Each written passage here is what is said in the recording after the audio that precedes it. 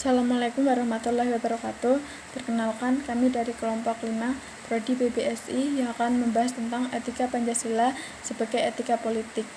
Yang beranggotakan, yang pertama, Fepta Diki Hendrawan, yang kedua, Rifeza Alvitadora dengan saya sendiri, yang ketiga, Yola Popi Islami, yang keempat, Cindy Diah Ayu Novitasari, yang kelima, Rosa Derby Wibowo. Saya akan menjelaskan tentang pengertian etika politik terlebih dahulu. Pengertian etika politik dibagi menjadi 4 bagian. Yang pertama, filsafat moral tentang dimensi politis kehidupan manusia atau cabang filsafat yang membahas prinsip-prinsip moralitas politik. Yang kedua, etika berasal dari bahasa etes yang berarti kesediaan jiwa akan kesusilaan atau dapat diartikan kumpulan peraturan tentang kesusilaan. Yang ketiga, etika politik merupakan prinsip moral tentang baik buruk dalam tindakan atau perilaku dalam berpolitik. Yang keempat, etika politik juga dapat diartikan sebagai tata sosial, tata sopan, santun dalam pergaulan politik. Selanjutnya, saya akan mempersilahkan kepada Rosa Derby Wibowo. Dipersilahkan. Nama saya Rosa Derby Wibowo dari kelas H1 Prodi PBSI dengan nomor NIM 201448029. Nah, di sini saya akan membahas tentang konsep dasar etika politik yang dibagi menjadi 3 poin. Yang pertama, etika politik dimensi politis manusia, dan yang kedua, urgensi etika politik, dan yang ketiga adalah dimensi etika politik. Kita akan membahas satu persatu. Dengan poin pertama yaitu etika politik dimensi politis manusia. Dibagi menjadi 2 secara filsafat, yaitu filsafat teoritis yang mempertanyakan apa yang terjadi, dan filsafat praktis adalah yang membahas tentang bagaimana manusia harus bertindak. Selanjutnya, filsafat yang langsung mempertanyakan praksis manusia disebut etika. Dalam etika ini dibagi menjadi 2, yaitu etika umum dan etika khusus. Dalam etika umum sendiri membahas tentang prinsip dasar yang berlaku bagi setiap tindakan manusia. Untuk etika khusus sendiri membahas tentang prinsip dasar jiwa manusia dalam lingkungan hidupnya. Dimensi politis manusia ini dikaji menjadi 3 hal. Yang pertama adalah manusia sebagai makhluk sosial, di mana manusia bebas bertindak, dan untuk manusia dengan dimensi sosialnya yaitu tentang bagaimana manusia bisa melakukan penghayatan, berhadapan dengan lembaga-lembaga, dan bisa mengerti simbolis terhadap realistisnya. Untuk yang ketiga yaitu dimensi politis kehidupan manusia, berarti mencakup lingkup kelembagaan hukum dan negara, sistem ideologi yang memberikan legitimasi kepada manusia. Untuk poin B, urgensi etika politik dibagi menjadi 3 nih. Yang pertama, etika politik tentang otoritas. Yang kedua, etika politik berbicara dari sisi korban. Dan yang ketiga adalah pertarungan kekuasaan politik. Kita akan membahas satu persatu ya. Yang pertama, etika politik yang membahas tentang otoritas. Di sini berarti kita membutuhkan legitimasi untuk merajuk pada norma moral, lalu hukum-hukum, nilai-nilai atau peraturan perundang-undangan. Selanjutnya, untuk etika politik yang berbicara dari sisi korban, mengapa hal tersebut bisa terjadi? Karena politik yang kasar dan tidak adil ini mengakibatkan jatuhnya korban. Maka selanjutnya, korban akan membangkitkan rasa simpatik dan reaksi idi nasional, yaitu bermaksud terusiknya dirinya, sehingga dia melakukan protes terhadap ketidakadilan yang dia rasakan. Untuk selanjutnya, poin ketiga yaitu pertarungan kekuasaan politik. Dalam pertarungan yang bagaimana? Nah, hal tersebut dapat terjadi. Kepentingan yang berlarut-larut akan mengakibatkan kesadaran yang ada dapat menyelesaikan keterdesakan dan ketidakadilan. Untuk poin yang terakhir, dimensi etika politik dibagi menjadi 3, yaitu dimensi tujuan, dimensi sarana, dan dimensi aksi politik. Untuk dimensi tujuan sendiri membahas tentang pemerintah wajib menyelenggarakan negara yang memusatkan perhatian pada kesejahteraan dan kehidupan masyarakat yang damai. Untuk dimensi sarana sendiri, yaitu tidak menutup kemungkinan untuk pemerintah mencapai tujuan. Dalam dimensi ini, sistem dan prinsip perorganisasian negara dan institusi dibagi menjadi 2 pola normatif, yaitu tatanan politik dan kekuatan politik yang ditata menurut timbal baliknya. Nah, dalam aspek moral sendiri, dimensi peran etika ini menguji dan mengkritik tentang legitimasi keputusan-keputusan, institusi-institusi, dan praktik-praktik politik. Dibagi menjadi 3 aksi politik. Yang pertama, tentang memegangnya peran dalam menentukan politik-politik.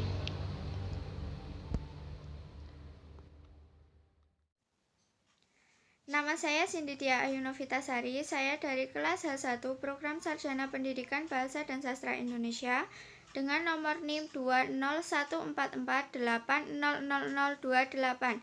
Di sini saya akan membahas materi slide yang keempat, yaitu tentang prinsip-prinsip etika politik. Yang pertama adalah pluralisme.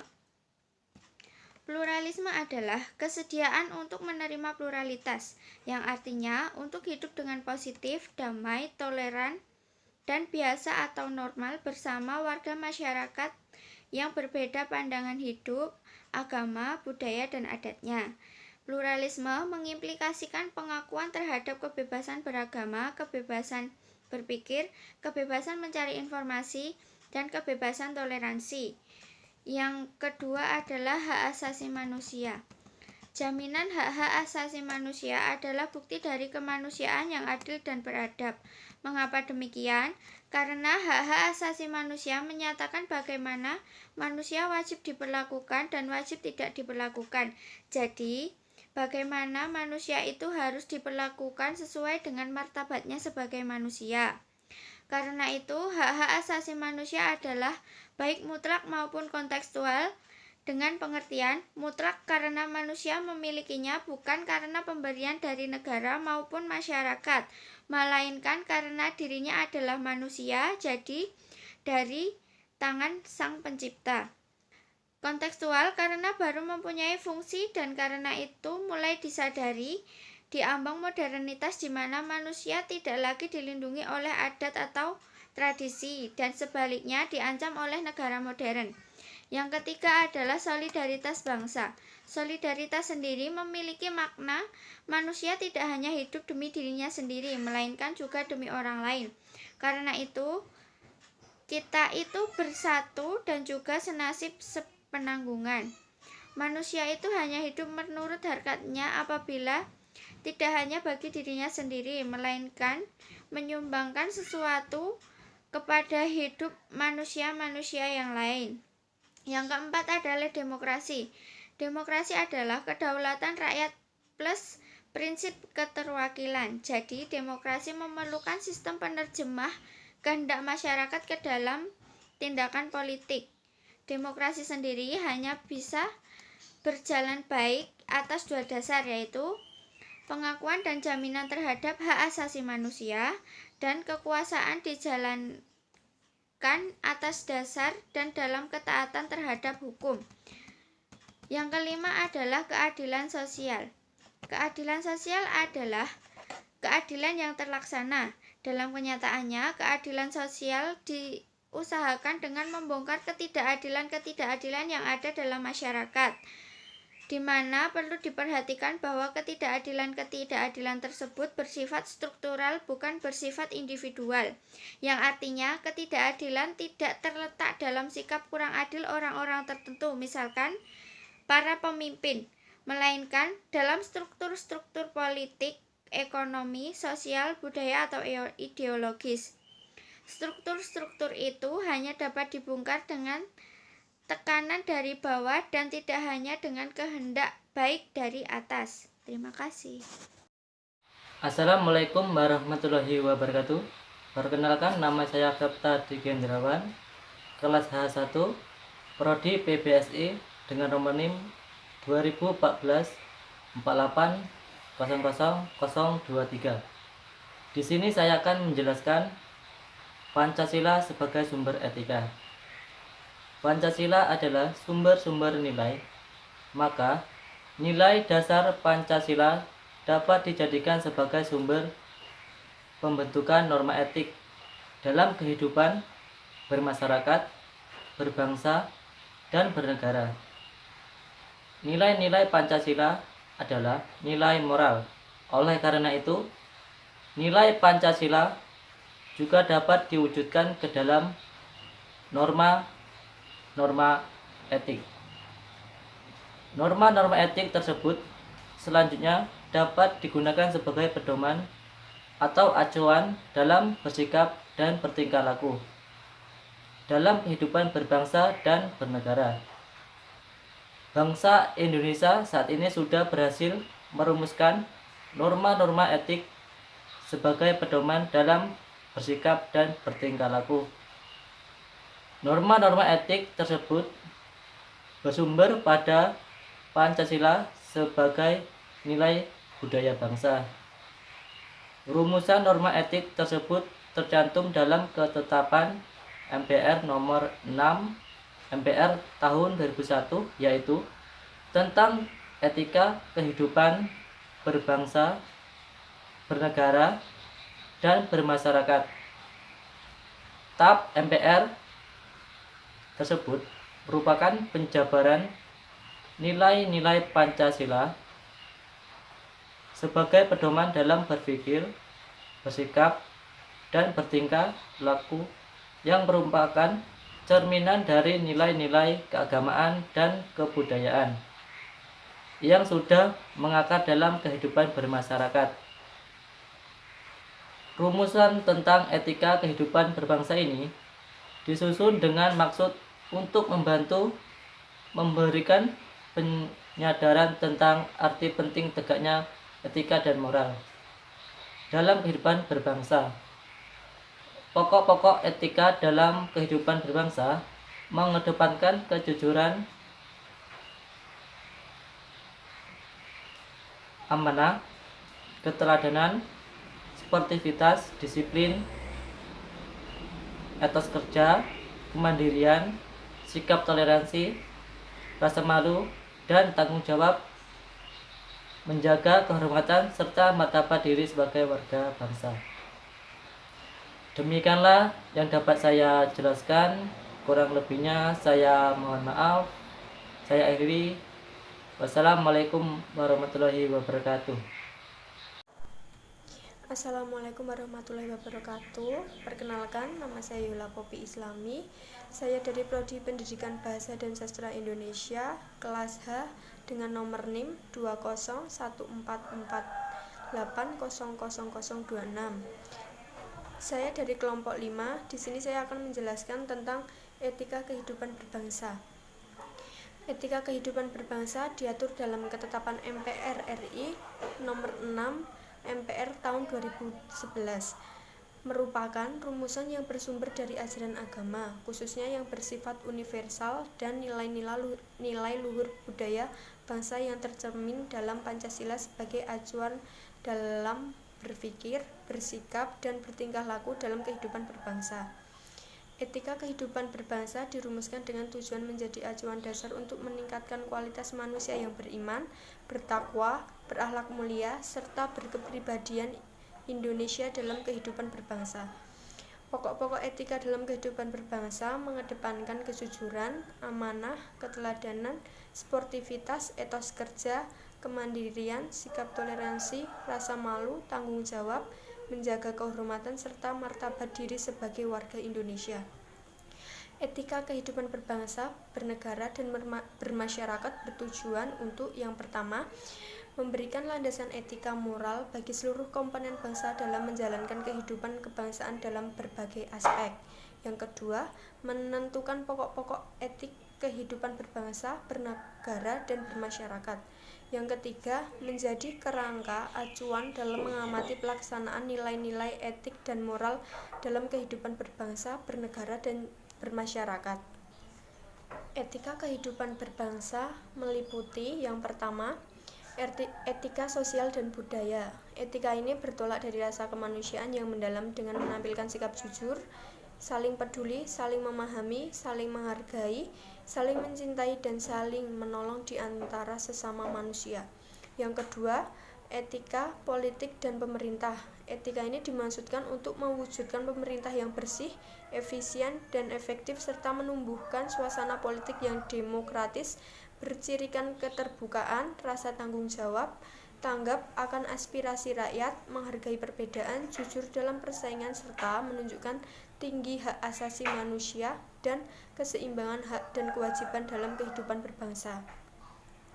Yang ketiga, etika ekonomi dan bisnis dimaksudkan agar prinsip dan perilaku ekonomi dan bisnis dapat melahirkan kondisi dan realitas ekonomi yang bercirikan persaingan yang jujur, berkeadilan, mendorong berkembangnya etos kerja ekonomi, daya tahan ekonomi, pemberdayaan ekonomi yang berpihak kepada rakyat kecil secara berkesinambungan.